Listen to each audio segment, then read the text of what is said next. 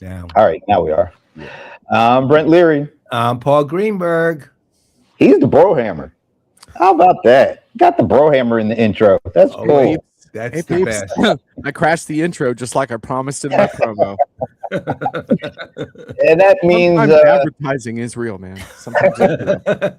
it's a Monday morning in Vegas. And the only reason I'd be here on a Monday morning in Vegas is because of PegaWorld and the opening keynote. And we expect big things.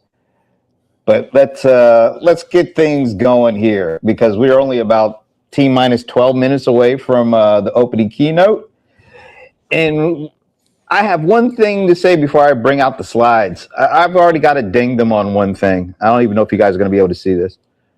My Wow, partner. Is that maybe their attempt at being Texan?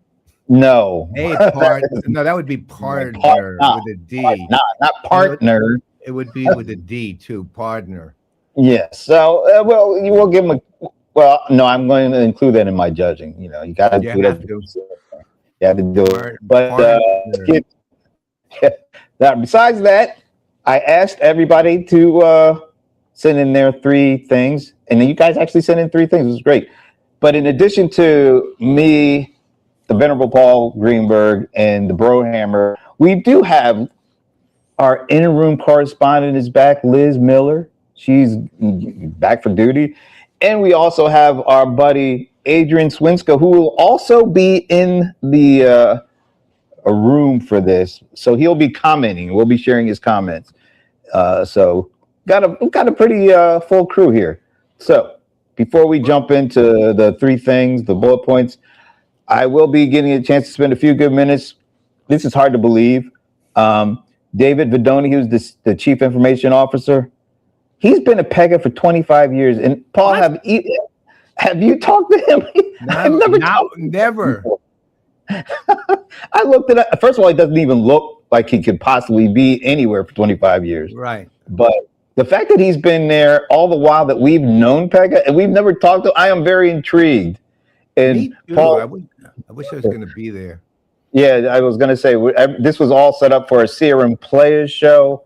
Unfortunately, Paul isn't able to make it physically. So we've never done a CRM Playaz without both of us being there. So we can't call it that. So it'll be a few good minutes. No, it's absolutely what that is. It's a few good minutes. And you got another one coming with that one, right? Tara DeWow. I know it says DeZal, but trust me, her name is Tara DeWow. She's also, well, you saw her at IRL this year, because Pega was a sponsor of that. And she's been on a number of our shows, and she's just one of our favorite people. She gave me a big hug because she knew you weren't going to be here. And she also said, I guess I don't have to give him the coffee now. So I haven't even gone through her last batch, man. She is arguably the greatest coffee connoisseur I've ever met in my life. I mean, normally when somebody who's connoisseur gives me something, it's pretty good. In her case, she literally gave me one. She said it's her favorite coffee. It's my favorite coffee now by a long shot. Nice. And then she gave me another one, which is, I would say, my second favorite coffee now. Now she's 2 for 2. All right. Yeah. All right. Now, and one last thing. Every year for the last 3 years, 2 years ago, I had the pleasure of having Karen Manton walk me through the introduction to Blueprint, which is Blueprint is basically their bread and butter. And I'm sure you're going to hear a lot about that in the keynote. And then last year, she walked me through the update to what's going on with Blueprint. So this is an annual tradition, almost like any other. See what I did there? Yeah. Wow. So for the 3rd year in a row, I will go through the technology pavilion with Kara to see what is going on with Blueprint in year 3 and how it's been morphed and upgraded. That's all I'll say. And then you'll see what I'm talking about when we walk through it with Kara. So I think that's all of those things. Okay. Well, I have a rumor I have to dispel. Which is that there's a number of people who think that I deliberately induced the AFib so I could be home to watch the Knicks at Madison Square Garden. And that's not true, because I would have watched it from there. Are you sure it's not true? I'm just positive. No, oddly enough, though, the triggering episode, the triggering thing that triggered the episode was the Knicks game, the last one. It literally was a trigger, right? I Went have down no to the doubt. wire. I have no I've doubt. never been triggered by a sports event before in my life. I've had this 6-7 years AFib, and usually it's maybe caffeine, random things that I have no idea why. Pretty much usually that. It's never been a sports event I definitively can prove it that it was the Knicks game that triggered it last time. So I have to be calm tonight. Yeah, I hate to see what happens if the Knicks actually get the game 4 and they're up 3-0. But anyway, well, no, I'll be good then. I'll be good when the Knicks are winning. I'm good. It's when it's close it drives me crazy. All right, well, we'll cross that bridge when it comes to that. Yeah. All right. So I asked each of you guys to send in 3 things that you're looking for, and you actually did 3 instead of 4 like you did last time. So we'll start off with the Brohammers 3. Prioritizing deterministic workflow automation over replace our reliance on frontier models. Will Pega keep taking shots at competitors, pushing the thousands of agents narrative? And examples of realistic transitions to AI workflows. Which of those do you want to expound on there, Brohammer? Well, I just want to say that we got one of the classic CEOs taking the stage today in the industry, and I'm just hoping that he brings the vintage Treffler and we hear some outspoken stuff, because we don't get that from too many keynotes anymore. And the other thing, all of these bullets kind of wind up in one place, which is Pega's got a pretty different approach to AI that is well worth considering. How well will they articulate that is really the thing, and it is pretty different. We can get into that a little bit as we go, but you got to bring customers along too, and that's where vendors have really struggled almost universally this spring, is giving customers something that they can say, oh yeah, I could see myself doing this. I could see myself on stage in a couple years. So we'll see, but I'm looking forward to this one. Okay. Liz is moving to her in-room correspondence duties, but she did send in, she wants to see if Spicy Allen will come out swinging. I think you just typed that right up. And if you want to know what Spicy Allen is, let's get a little taste from what she's looking for. Allen, I am 100% looking for Spicy Allen, and there are a couple of reasons why. I think it's because of the environment and the world we're in right now. I think that Pega as an organization has always been super pragmatic, and we look to leaders from Pega for that, like, okay, we know everyone wants to be here in AI land, but let's get there. And Alan gets a little spicy about it. And so I think that considering what we're walking into, which is like SaaS apocalypse, like in what's happened, Brent, in like the last several months, since the beginning of the year, SaaS has been killed, it's been revived, it's been killed again. I don't know if you guys knew about this or not, and I don't know if Paul's alerted. CRM is dead. We've heard that a time or two. And of course, you're successful at AI if you use a lot of AI. Token maxing is here. And so I think in this environment, I'm especially looking forward to a spicier Allen. Spicy Allen it is, apparently. Moving forward, because we're getting kind of close, I'm keeping my eye on things. We also have Adrian, who's going to be commenting from in the room. He wants a punchy take on tokenomics. Hopefully he gives us a punchy take real quick in this clip.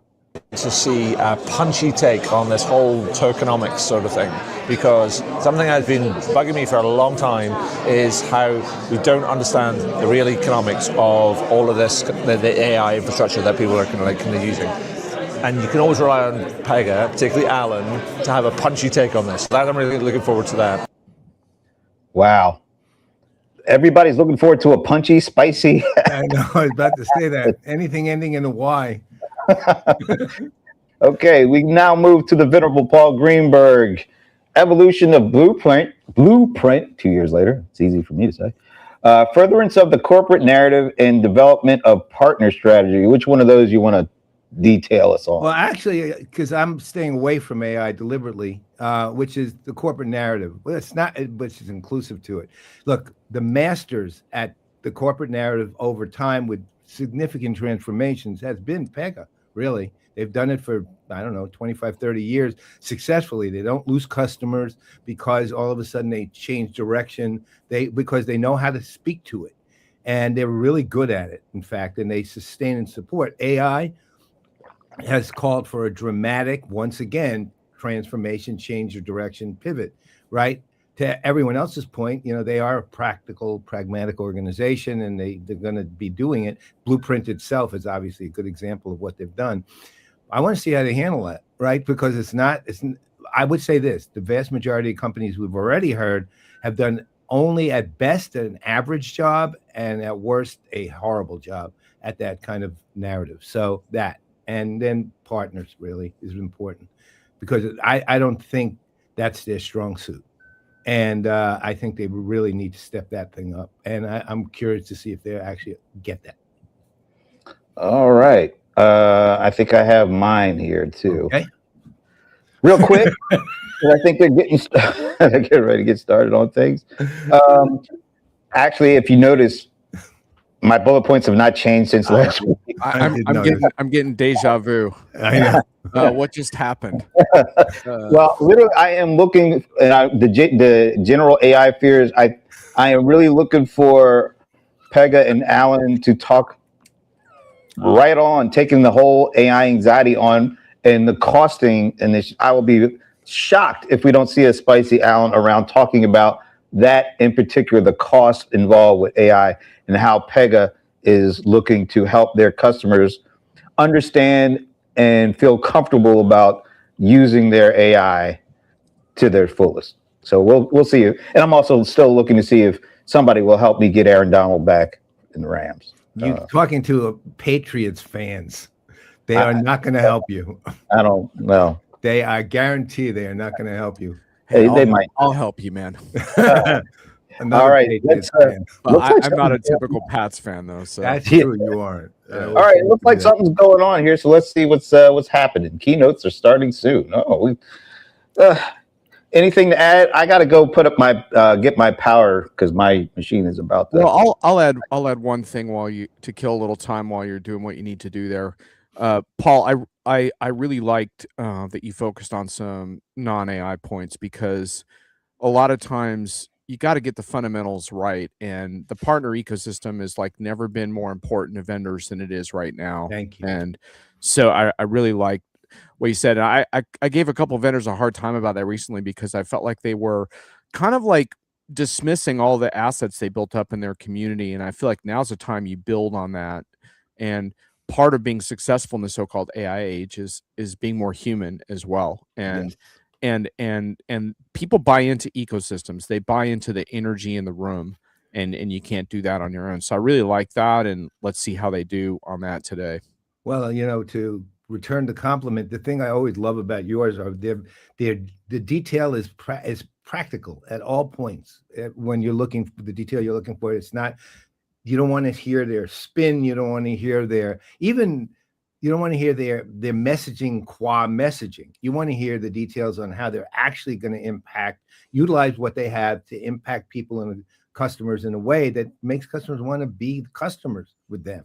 And you always bring that, man. And that I don't even have the skills to go that deep, right? So I don't, right? So I'm glad you're here to do it. That's all I can say. Well, let's be inspired today. I mean, that would be great. And we got Liz And saying that the garden is filling. Hey, Liz, I wish I was there to give you like my vintage Paulg Greenberg stamped hug of approval. Right back with you. By the way, I'm sorry to break up the love fest here and get ready to go to things here. Jeez, you guys. Oh, well, I think it's done now. I think we're good. Yeah, we did what we need to do. The Graham Garden is filling nicely. Music is loud. The keynote's getting ready to start. Okay, we're getting the blow by blow here. This is good stuff. Well, it's funny. Pega, for whatever reason, it's a company's been around what, 84. So we're talking what, 42 years. It really, I don't know about you guys, but I can pretty well assume the same, that you just sort of have goodwill toward them. There's something about the company I always like, and they can be contentious, and I'm probably less of a fan than most, but at the same time, I've always really liked the company. I mean, it's just like there's something about them that's made me glad that I have some sort of association with them, and either as an analyst, sometimes as a speaker or advisor or whatever. But there's something appealing about them. And you know what? They're also smart. I mean, you remember back in the day when customer engagement was just coming online, they actually built they didn't just take their CRM platform and rebrand it. They actually built a customer engagement capability into the platform so that it became a customer engagement platform, unlike most companies who just rebranded CRM. Well, I'll take it a little bit further and push past that history and say that this is their moment. When you saw all the slides there mentioning tokenomics, there's a genuine weariness and anxiety. And Brent, you mentioned the fears about AI as well. And one of those in enterprise right now is the costs run amok, and how do we really make sense of this in our environment in a way that really works? And Pega's been preaching this, and now we get to see if they have the right sermon for today, because this is their moment. Okay, looks like we got moving. I'm going to put the sound on. And this is the moment. Here we see what we got.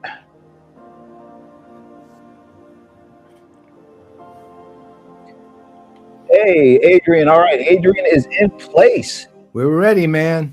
All right. We got multiple commenters from inside the room. This is going to be good stuff. This is going to be great. I do wish I was there. Lisa Pinchman said this is her last PegaWorld. She's retiring. And she said she was especially looking to get a last God. I will find her to give her is one. only outmatched by your power. I will tell her that. I'll reach out to her. Right now, AI is writing and rewriting the rules. Faster than forecasts, more constant than pings to your inbox. But change? It's raw material. Granite to greater ideas. Bricks to bolder futures. And you're the architect. With the power to break down the barrier between AI promise and business outcomes. Between dream and done. And here is where your vision takes shape. 3 days of sessions that sharpen every edge. Demos that place the blueprints of the future in your hands. Experiences designed for leaders like you, who aren't here to learn what's next. You're here to reimagine your business and run it predictably right now. With AI that moves fast and breaks nothing, the most predictable agents on the market, and the full force of everything your business knows, scaling to the heights of tomorrow. No more keeping up. It's time to own the change. Are you ready? Let's build for that. Welcome to PegaWorld.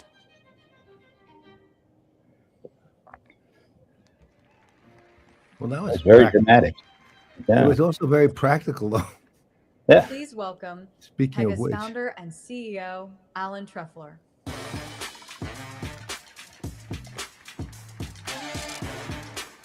that music literally sounds like it was bought from Artlist. Hello, Pega. Welcome. He doesn't really age much. It's great to see or actually not see most of you here. The lights are sort of in the eyes. But I can hear the sound, I can feel the energy, and I know how many that people you are would expected. agree with me that this is an amazing time. And it is wonderful to be joined by these brands, to be able to contemplate where we are, what we need to do, and some of the important choices that have to be made.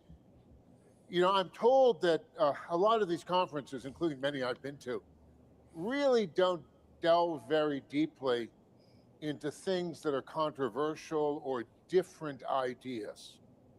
I want to set the challenge for myself with you to completely change that today. To give you a way You're on, brother. About this world that we're at that would influence how you chose to apply and evaluate AI in your organizations. And this is based on our long history of understanding technology change, working with AI. And I will tell you, this is an enormously fraught, enormously confusing, and enormously important time. We've all, for the last couple of years, been exposed, and every one of these organizations has been playing with AI.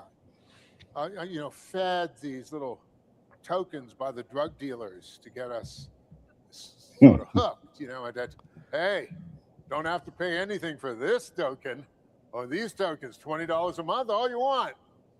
And all of this creating the sense that there was, because there is something magical here, and that somehow this magic would convert itself into just a utopia that would take so many of our operational, administrative, customer problems, make them better, really boost organizations in ways that they might not have conceived of before. Token is the new drug of the masses. It is magical. I mean, look, everybody knows we all want to vibe our way to whole new coded systems. Everybody knows it appears magical anyway. Of agents, right?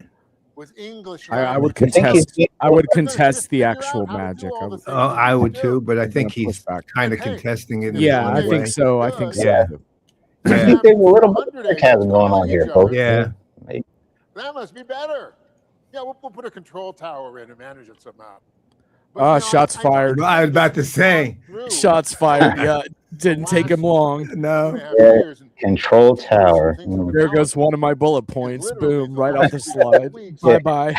There's been some concern that maybe there's a little darkening here. Oh, wow. Now we got the dark cloud. A little bit about this utopia here. For instance, we've discovered that these new models that people have, they actually don't always come up with the same answers. I mean, look, we like them because they were creative and probabilistic, and that can be extremely Yes, powerful. I think you did get spicy out there. They seem to almost form opinions of their own sometimes. Yeah, but this is just such a good way to do it. This is so good. Man. And then every week, well, every couple of weeks at least, I'm waiting to see if the greenery gets like destroyed somehow. It starts turning brown. Yeah, I think I might get that. I'll see. Change the outcomes you may have come. Look at the vultures flying. Depend on.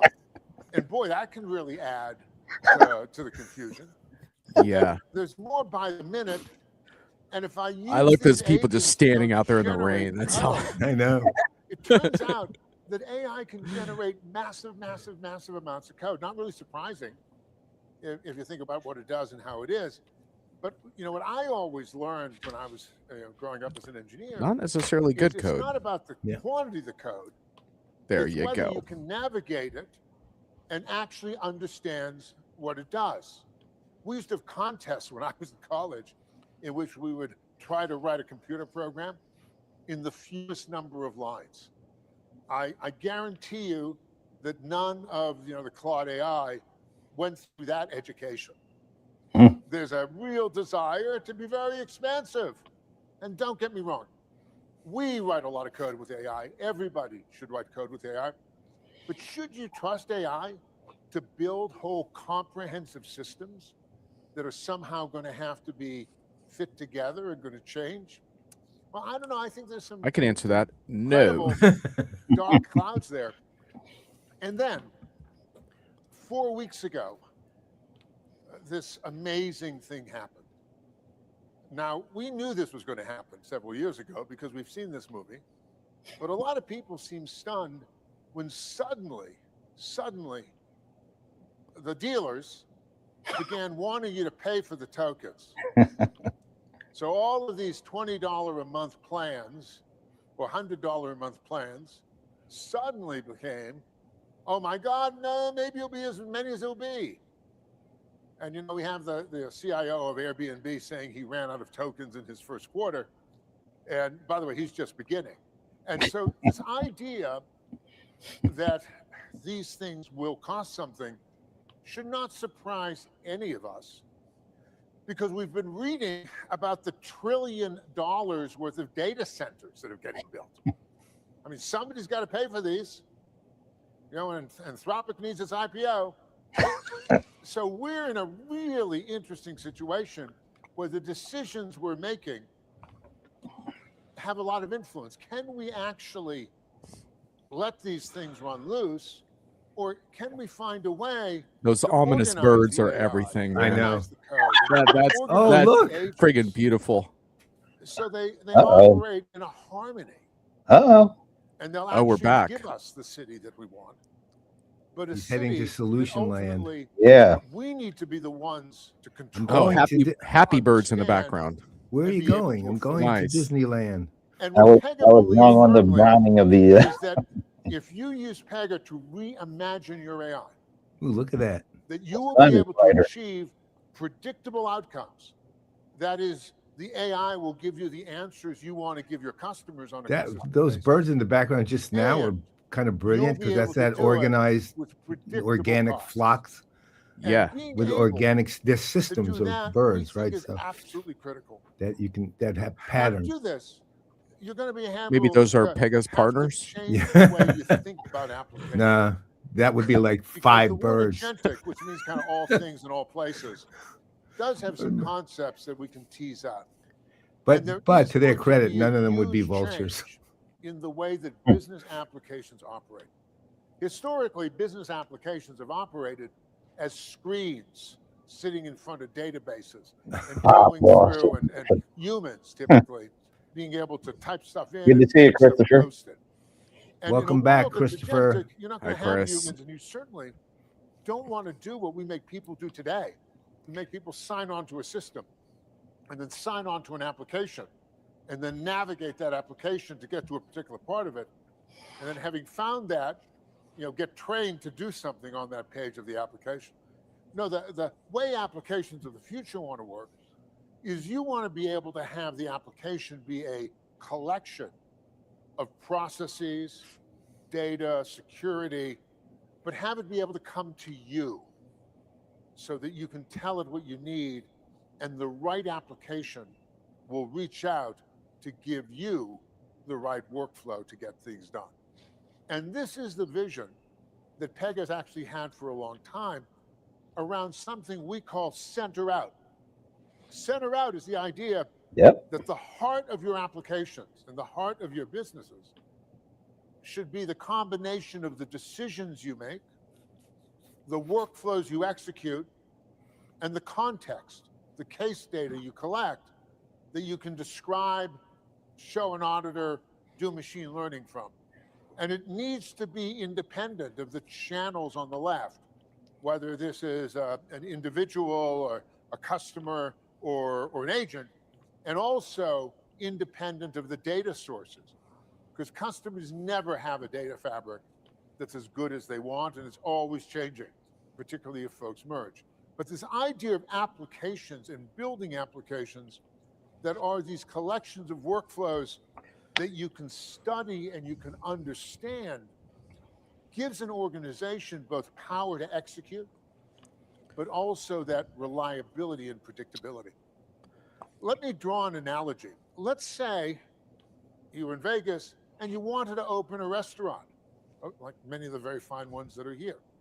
What would you do? Well, you get a space to put the restaurant in, and you wouldn't run out and start hiring a bunch of chefs and putting signs on the wall for people to come in and tell you what they wanted. No, what you would do is you'd create a test kitchen, and you'd exercise how you wanted to create that menu that would be both exciting to your customers and something you could operationalize, you could build consistently. And then you would build that test kitchen and select the recipes that reflected what it is you wanted to do as a business and how you wanted to build your reputation here. And then you have a basis for being able to scale up how you want that recipe set to work. And don't get me wrong, you can tweak the recipes for an individual patron, but you should have a core architecture that describes the business processes that make your business work. The service catalog is at work for your business.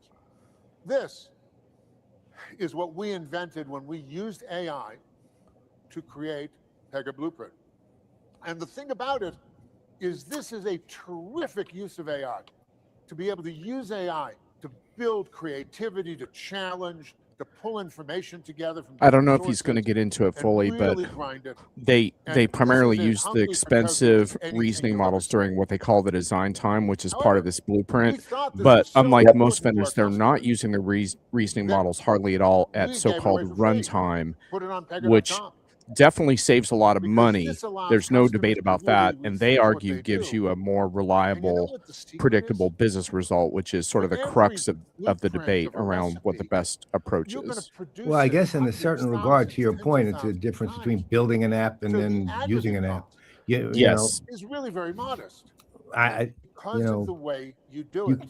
if so Contrast you're it effectively getting the the way outcome that of the the build, agentic and folks so you are don't have to spend the money as a about customer reasoning, on wanting to you know, re-reason building every the single build, time you do which something. is Right. again, it We think flows this with is everything magic. they've We ever think done this as a business workflow period recipe since mindset '84. Business is an process management, architectural their number mindset for one your thing businesses back in the day. and may not be Well, remember the obvious, last time he was on with us, he said about but let's 95% face it, of a tremendous what their amount of customers every need done business has has similarities. always been the case. It's not And you should nothing, look anything there new.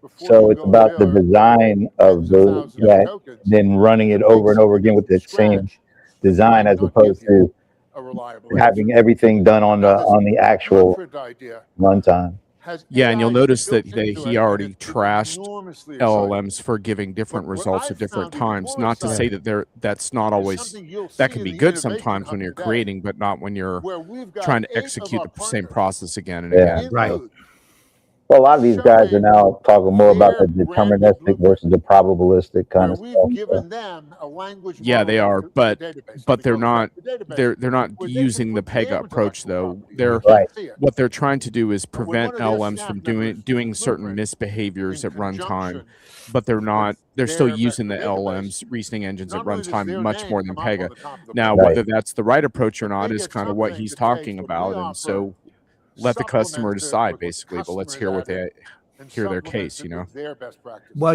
one of And the we think this is this might hugely sound like an exciting. odd way You of should looking go at it, and but one see of how the some of the partners have problems done amazing things that the in LLMs have Pega that humans PegaWorld. don't It took a necessarily team to have do this, and I think in the this really is a same great way harbinger for the is future memory, of how we can right? I make mean, our you come up partners with different answers do because tremendously literally the better LLM business forgot how it answered with it our last time, clients collectively. right? And Yep. and looked at it a little We're differently, also but doing because the something with memory is Blueprint that I'm faulty. really It's excited good. about It's fact in it's the next there is release, good. the 26th Humans release. tend to We are record, taking right? Blueprint AI So they can go look it up and we are in effect. adding it into what It's we a call different way of Infinity looking at Studio. memory, and So I trust historically, humans people would go through far the more than I Blueprint trust process.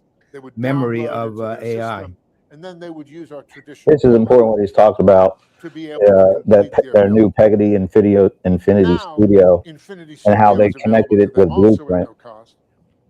That brings AI to the helping and the fixing of their build. And from what I have seen, massively reduces the time and effort needed to finish a Pega system. Wow, And will really? work One with our silent. customers' existing systems. Our I customers believe use it. 23 I believe it. systems, I mean, this 24 is systems, really 25 systems. When they distinctly upgrade to different, let's say, 26, than any their other existing keynote workflows we've heard all year, all because operate it's now it's with the literally power of realistic. AI. Well, and he's directly We think it's addressing super exciting. this But AI perhaps the anxiety that a most lot of people exciting have in thing I terms think of I have to understanding show how to you use today it, when to use it, and how is much the it's going to picture cost them. of He's what hitting them we all, think hitting all the bullets here. that utopia should And look to like. his credit, he's addressed You my start blueprint thing with the idea of already, and applications, is applications being not quite there primarily on the corporate narrative collections yet. of workflows. He's getting there though. And you could come up with lots of ways to trigger these applications. The applications are all open now, but we have created automatically something called an application control agent. So this application control agent is just there. It knows how to read the workflows of that application. It knows how to take an input and find the right workflow and connect to it. And it knows how to do that using the LLM very narrowly. So it doesn't burn lots of tokens. It's super efficient. We burned our tokens in Blueprint. At runtime, the tokens here are just to semantically find, connect the right thing, and hook it together. And then if there's a step Every time I put up a comment from Christopher, it literally covers up John. Where AI in an agent makes sense, you can call either a customer agent or a third-party agent or a Pega agent for that step, to do that particular thing, to do a summarization, or to pull fields off of a document. So the AI here is strongly used. Hey, I don't care if you block my head if a comment is good. Giving you that predictability. Christopher is one of the best, I'll tell you. Yeah, he is. He's a really interesting person. I've never met him, but I'd like to. Yeah. And we want to be able to do this without having you write prompts. This whole business that people This is write why you really do appreciate Pega and their approach. It's easy. They talk great. There's not a whole lot of fluff, and it's coming from right from the top. And then they build the technology to support the talk. We'll let you talk to any I application. mean, how many years did they talk about inside out approach and layer cakes? And it's funny how now I'm hearing other vendors use some of those same terms, and I didn't hear them use these terms before. They wouldn't dare use layer cake because that was an award-winning band. I did hear that recently. And we know many of our customers don't just have one. I would be suing Jeff Nicholson and company. The old guys should sue. And so we have created the agentic process fabric. The agentic process fabric uses a language model database, a vector database, to pull together and register all the workflows in all the different applications. And by either talking to this agentic process fabric or calling this agentic fabric, the entire power of all the workflows is available to you. Without reasoning, without wondering how it's figuring this thing out, without questioning how you could explain it to your auditors. This incredibly powerful design system that leverages AI enormously at design time, selectively using AI at runtime, provides the predictability of outcome and cost that we set out to do. And I will challenge you to tell me anybody else who is doing this, because we think this is. It's interesting contrasting him to Larry Ellison's talk about technology. But being able to do this, Larry Ellison is bits and bytes. He's literally down to the ones and zeros. This guy's like the layer you need to be communicating at, like 5 layers up in the platform. He's still talking about their tech, but it's not only understandable, but it actually sounds useful. in a Microsoft or Salesforce or a ServiceNow. I just like the fact that he's directly addressing one of the key drivers of AI anxiety, which is cost. And nobody else has been as direct and specific about addressing it. it. So structured and specialized in the way that it uses AI. It's interesting because I know Creatio's conference is next week, I think. And so they have their studio for a long time, which is their more no-code studio than anything else. I think that but I know they're addressing AI now, so it's going to be interesting how they present. Given that as much as these two are like semi-direct competitors, meaning they'll overlap here and there, but not entirely direct because these guys play a little further up market than Creatio does. Predictable costs and build for change. So with that, let me thank you all, invite you to the hub to see this for real, and tell you I think it's going to be a terrific show. Thank you, everybody. And then go Knicks. They go very Knicks. well, very well done as usual. Yeah, that was actually terrific. I'll be curious to see if they touch on their outcome-based pricing, because that's also another very different approach they're taking versus the all-you-can-eat token buffet. So, Brent, look at what this guy's title is.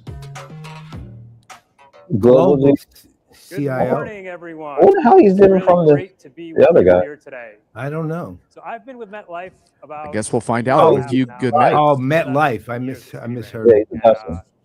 Pega has been a great partner over those 20 years, so it's a real honor to follow Alan on stage. You've been a customer, not a partner. So now, but okay. this cartoon that I'm about to show you might be the most accurate summary of the AI market that I've seen. So, what do we want?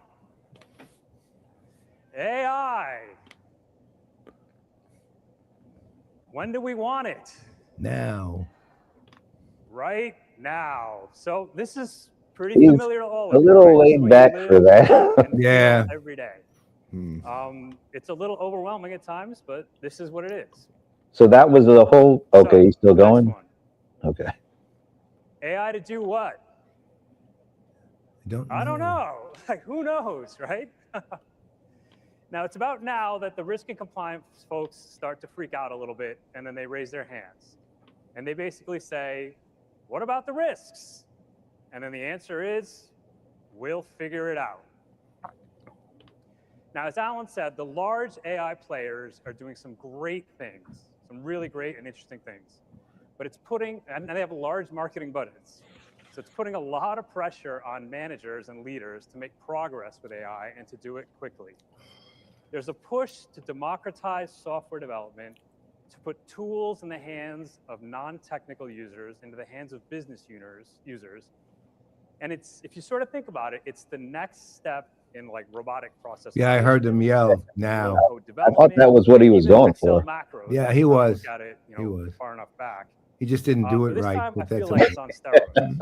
Well, kind of Now, the it's a problem- little less. the Not problem quite the enthusiasm. Is that the control He was going for the environment joke. cannot keep up with the pace of change. If you think about all the things that your risk and compliance functions need to do, especially in global regulated financial institutions, it starts with like data access, data residency, data leaking into public models, the ethical use of AI in decision making, the over proliferation of vendors, the cyber risk that comes from that over proliferation of vendors, and now tokenomics and cost. all right. Now, This is underpinning was all this of these Liz? questions No, this is about- That was Adrian. Adrian. I'm saying is really that the guy question directly if AI will directly save hit the money in the checkbox long run, theme. Is the Yeah. juice going to be worth the squeeze?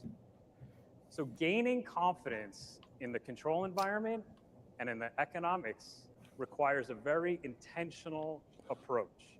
You can't just wing it. You can't just put tools in the hands of users, in the hands of all your employees, and hope for the best. So at MetLife, we're taking a twofold approach with AI implementation. The first approach is really a bottom-up strategy powered by what we call citizen developers, putting tools in the hands of users in a structured way.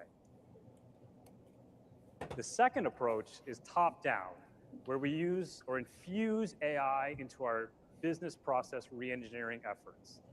The end goal is to have the two approaches meet in the middle. Both approaches are iterative, have toll gates, and use automation to streamline the workflow. They're designed to increase confidence over time and ensure a balance between business value and tightened control. To this guy's credit, Bedrock of our strategy he's at got MetLife it's, is what we he's call showing how responsible very use of AI deliberative these policy. guys are, and that's actually Think of it as a important. multi-step workflow that brings Yep. together all your key stakeholders. Now, that cuts across Another people, part of the corporate narrative for compliance, Pega, and risk, historically right to architecture, now, is vendor they have management. always had Now, when we first a stood up customer this on process, stage who supported the painful. transition Like, it was to the really new narrative in some, Each or to the function had its extension own of the lens of narrative looking in at some risk. way. And It was this guy slow, fulfills used that email to perfectly. coordinate, They and had wound up somebody asking from the users the same I forget it was questions or variations of the same the questions British firm, over and over again. British Monetary Now think about it. It's a manual Agency. process to implement AI. When it was customer Really experience, I not the still way you wanna remember. go. Damn, I So can't that's think where of the name. of Pega it. came into the story. For our bottom-up approach, we start with real use cases and allow teams to experiment, to learn and build confidence over time. The journey is intentional. We crowdsourced and selected relevant use cases, move them through our responsible use of AI review, put them into pilot or into production, or into a proof of concept, and then ultimately into production when we felt comfortable. Now, at each step, we weren't just progressing the solution, we were building organizational confidence. Pega provided a structured workflow that tracked each stage of that journey. It provided visibility into where use cases I like that they're trusting this, their customer to tell the story, their story. That's their strength, actually. They're great. They do have great customers. Yeah. And they also have articulate ones. Yeah, they do a good job of identifying the ones that are able to tell the story. This is perfect where you need for where a they're little more going. manual review. Now, while we encourage experimentation, we're also driving a more top-down transformation. And that's focused on re-engineering our large enterprise critical processes. It's a multi-year journey to fundamentally rethink areas like claims, call center operations, and other high volume, high impact workflows. It isn't just about layering AI into existing processes. It's about redesigning the process and then injecting AI at the right points for maximum leverage. By the way, I really like this keynote tactic of just letting the customer take over the stage. There's a little bit of a risk. You got to make the right choice, but it's just so much better to just trust your customer to tell their part of the story. None of this like couch massage, you know, over scripted questions thing. Just let them talk. Yeah. Well, you know, one thing I did learn from them a couple of years back, they told me, or 3 years ago, I guess, they told me that they choose the customer not just for the story itself, but for their ability to articulate it. Because I remember, you know, back in the day, I remember back in PeopleSoft days, they would just put a customer on stage because he was a customer, and they were often terrible. I still have horrible memories of Charles Schwab on the stage at the PeopleSoft conference. The worst thing I've ever heard. It gave me chills. It was so bad. And this is exactly the kind of person and story you want to manual data entry. The person you want to tell the story and the story you want to hear. So, Bergman, you had mentioned this as kind of one of your bullet points. Is he hitting what you were hoping to see and hear? It took 45 Yeah, to 60 days because we're getting some real project details. You know, haven't quite heard about like all the pain points I would want to hear, but like we're getting into the heart of the story, which is, you know, he's getting details, but it's not like a webinar either. It's like, I think he's getting the right detail. Greatly reduced, and instead of multiple handoffs, and here you go, like this is really useful. System to system. As a result, we've been able to reduce our policy issuance timelines by 40%. And also reduce our not in good order, that's like insurance speak for applications that need more information, by 40 to 50%. All in all, a really great story. So, whether it's bottoms up experimentation, I wonder how they do work with the customers to make sure they get this kind of output from their customers. Like this is a perfect output of a customer story telling their own story on the stage. How do they work with them to get this? That's kind of what I'm interested in. Well, you're there to ask. Leaders have I don't know if I'm going to just ask the right person, but this is there's a art and a science to this. Oh yeah. Are not in conflict. Well, what I would say, and I don't know how Pega is doing this, but typically you start with something more like a webinar, you graduate to like a regional appearance. You don't suddenly put someone on a national stage out of nowhere. Typically you get comfortable with them, they get comfortable with you, and then you make the move. And I'm guessing also that even though I mocked it slightly in the beginning when I said you're not a partner, you're a customer, they are partnering. You know, meaning they're a very close customer who they have continuous interaction. They're not a part of the partner ecosystem I'm concerned about, but they are partnered with, so they know them well. Yep, is really where I'm going with that. And innovation is not just possible; it's repeatable, measurable, and trusted at scale. If you'd like to learn more, please join us at the breakout session at 1:15 in the Premier Ballroom. Thank you. Good job, sir. Yeah, he did it, man. Yeah, he really did. It was one of the better ones. Pega almost universally has the Please best welcome customers Pega's Chief on Product stage. Officer, Karim Akinal. Now we get the demos. Yeah. But he's such a nice guy, too. And it's always fun No, to watch. I didn't say that in a bad way. I think it's a good way. He's a great demo. Look at that. Good morning, everyone. This Big guy without a smile. smile. Mr. McEnroe. I know. I'm responsible for products here at Pegasystems. That Turkish It is great electricity. to be back here in Las Vegas for another amazing PegaWorld. You know, whenever we come to Las Vegas, it's always full of that energy. There's always that excitement in Vegas. But this year, Was that a live or a video of a live view, I is guess? absolutely nothing to compare to the excitement around artificial intelligence. We all know that there's a giant wave of AI that is crashing onto the shores of every company around the world. We're the vultures. No. That's actually a very scary wave they have up Definitely there. impressive. And sometimes AI can be a little scary. And I say scary because, well, first of all, we know that it's starting to get very expensive. And AI is not really known for its precision or accuracy all the time. So don't expect predictable outcomes just from your prompts. Like last week, I was in the kitchen. I was baking chocolate chip cookies for the family. We had our family dog Muffin with me.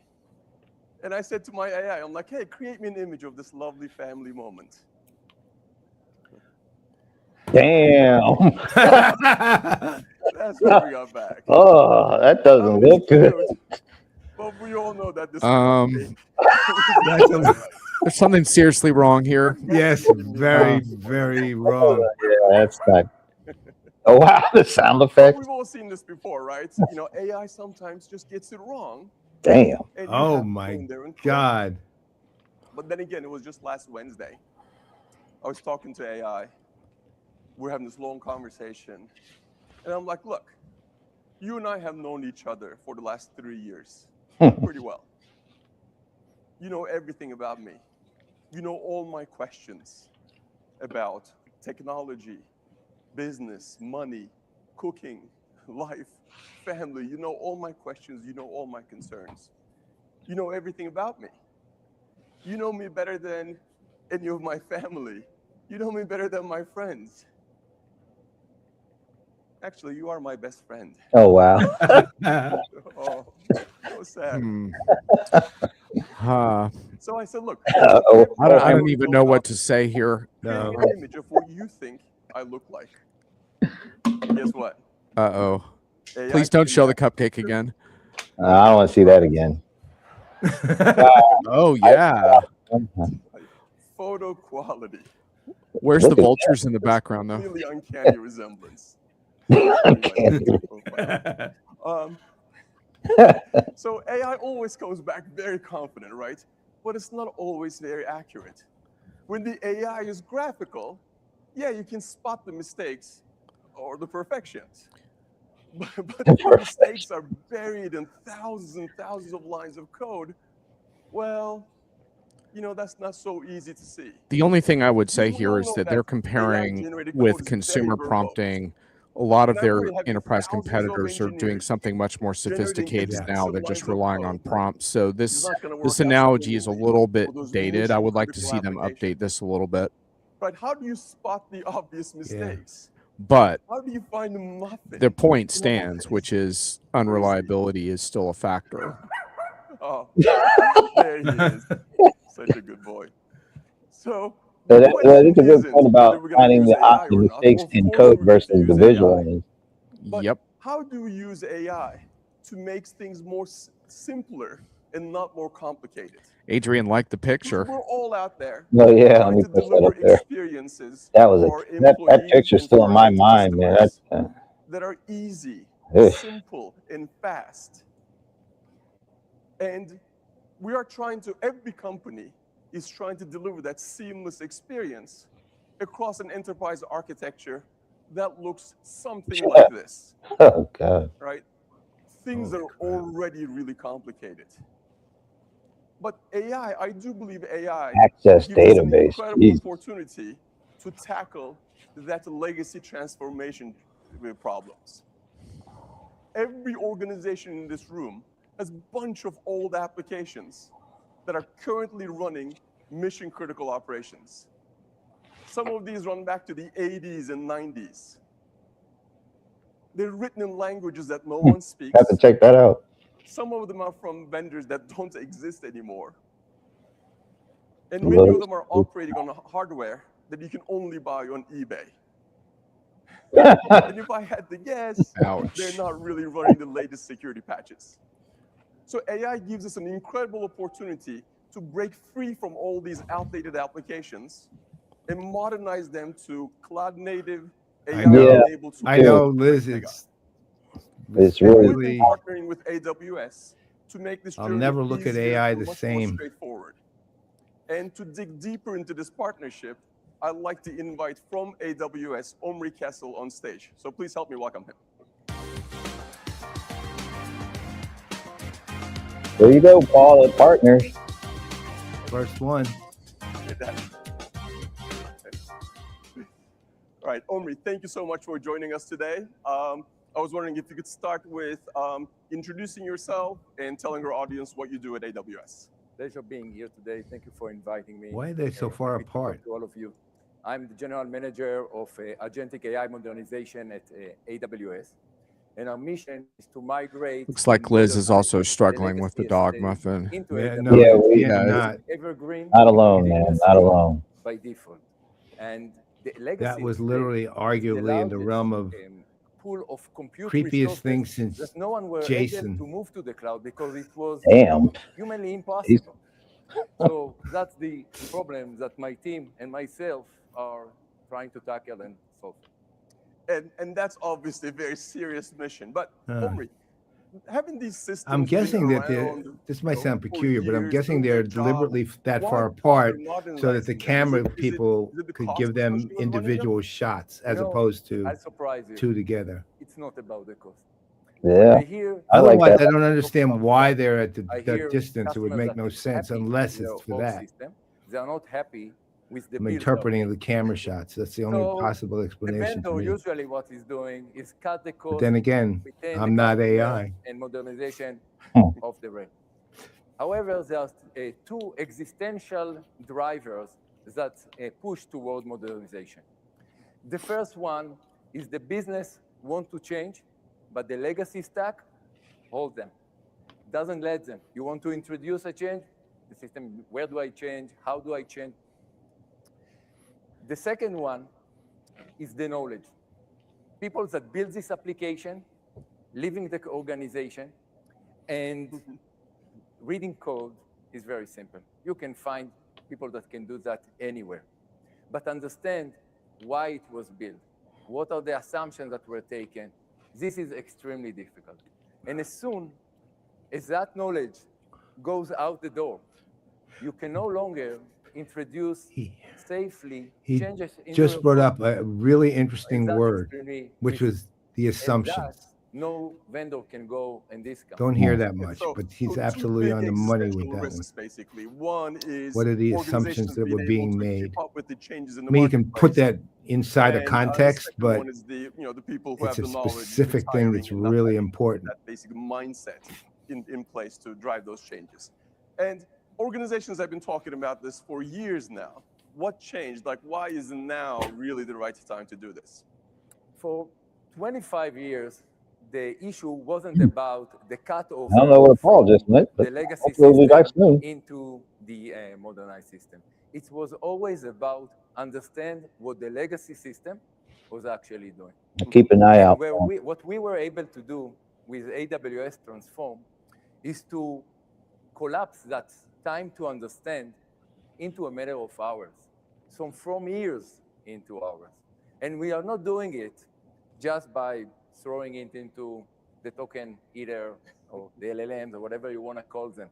And you know why? Because if you do that, you will get muffin at the end. A complete. Did he say you'll get muffin? Like what you want to do. I do not want to hear that reference again. By the way, because of the capital. Sorry, if literally a fuse blew. Wow. So I thought you were really, I just ran down to the panel and turned it back on.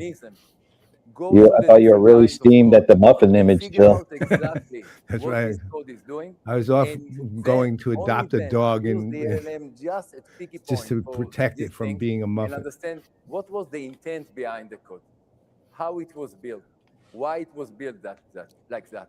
And as a result, we create a specification for all the codes that keep traceability from the specification. This is really, all the way I to the think, line really of code important, in actually, the legacy system. when you talk about the And we are legacy doing apps it that are out there that are still matter of an afternoon. in use, but A customer ancient, with nobody 6 knows million unless lines of they code built in it, which 2.5 probably hours is going to be the gained case. the understanding of the Having this kind of application. partnership around An to help insurer with change it into something that people, million millions lines of people are going to be able to in a deal with couple of days at some gain the point, and full agents also. understanding of their environment. So it's not about the old now faster. It's a new enabler to go and modernize the application. Yeah. And I've heard you speak about basically doing all this at the compute speed rather than at the human speed, running through all these lines of code and understanding how they work. Could you share with our audience here, how does Pega actually come into this picture with what we do at AWS Transform? Yeah, you know, since the understanding the code is not the bottleneck. And by the way, we're not just doing it for COBOL. Personally, I feel like the Indiana Jones of languages. Every customer I go and meet, Didn't expect that comparison, but okay. it's like the transformation of Doom. So with that, we are going and collapse the speed in several hours, identify both the different workloads and business processes exist in the system. At AWS, we are doing the understanding and the forward engineering. But when we are finding They both love that, apparently. that is workflow heavy, no one is better to our customer. Yes, you really are. Well, and it was a concern of both of you at the same time. Yeah, the token is what is the tokenization? Liz was, yeah, and Liz was token max, and he was token economic. Token economy or token economics? Tokenomics. Tokenomics. At real time. And we love that story. So as you guys sitting AWS next to each other? analyzes these millions of lines and understands the purpose of the code base, when you identify that this is a workflow-centric use cases, then the output, that structured output of AWS Transform, it feeds into Pega Blueprint to give the opportunity to reimagine the vision. So as our joint customers engage with us, what should they expect from this experience? Yep. So we are looking at the code. We run in a matter of hours an assessment that identify, I call it the workload hunter. And in a matter of 3 hours, Workflow we hunter? identify the workload. I think that's what he said, the workflow hunter?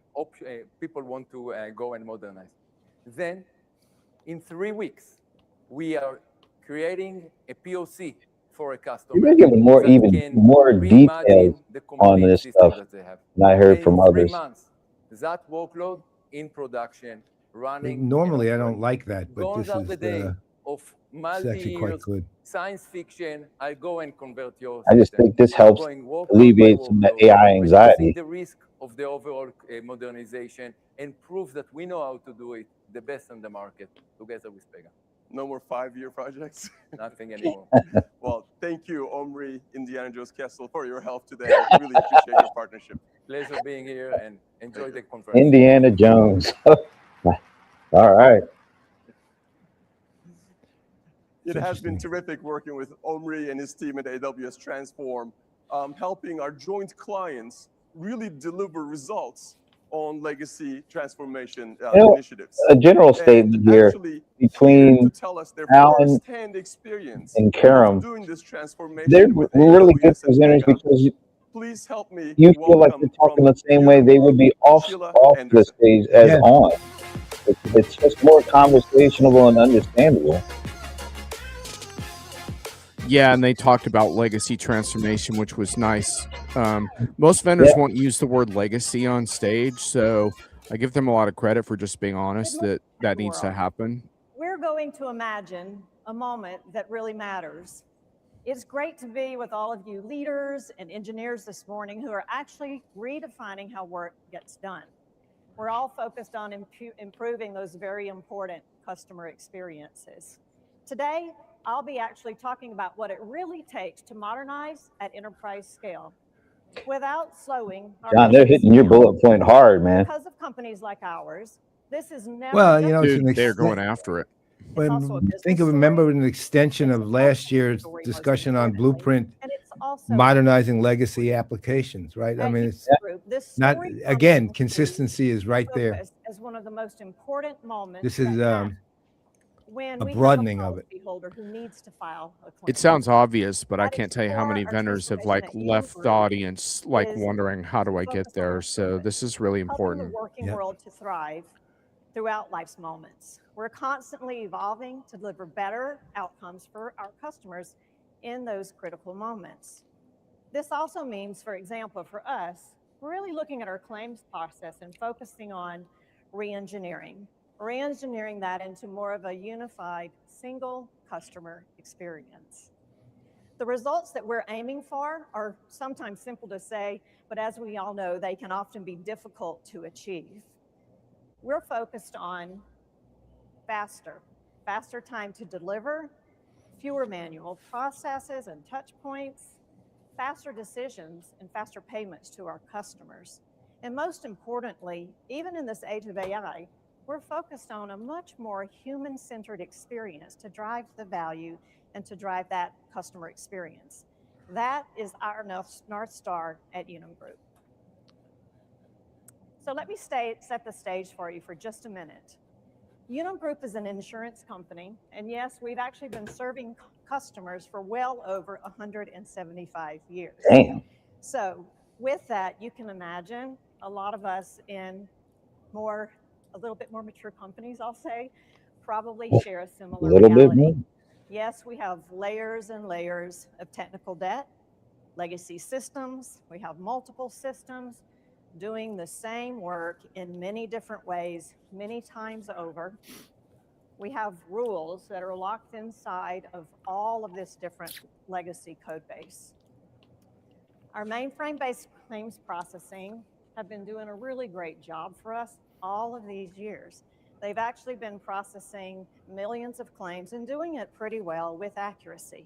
But where we're at today is those same mainframe-based systems are actually limiting us. The speed and the expectations around speed just aren't there today.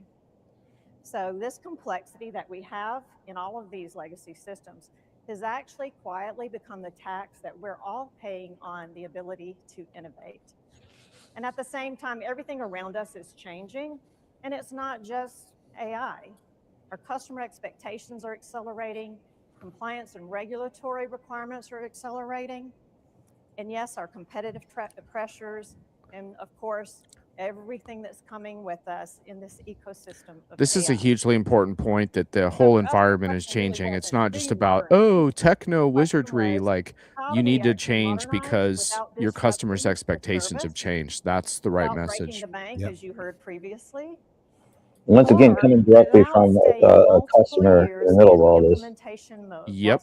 A 3 to 5 year investment. Yeah. When customers like speak to that, that's powerful because now they're nudging their peers. Then also, how do you consider making those significant choices around investing in modernization compared to the value creation that you can get in your everyday investments? So this has been part of the challenge. So for us, we actually made an intentional choice.